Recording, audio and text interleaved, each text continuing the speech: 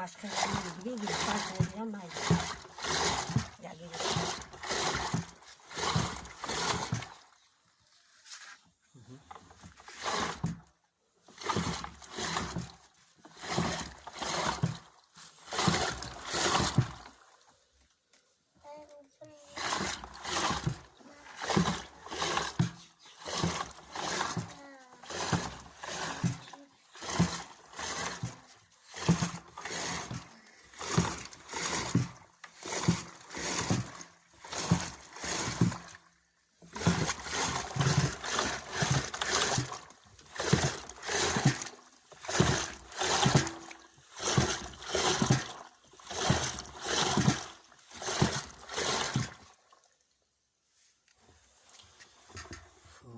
مسکن جدا شد.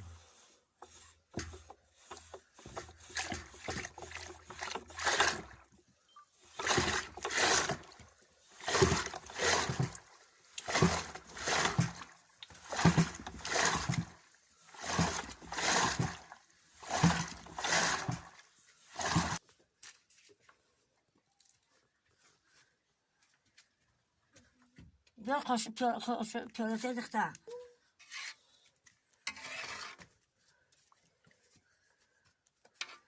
تاریکی نکن بچه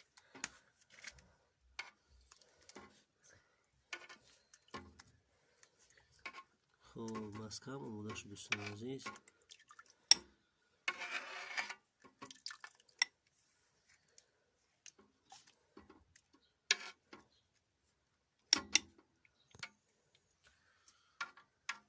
این را یک کاسه مسکن آماده شد.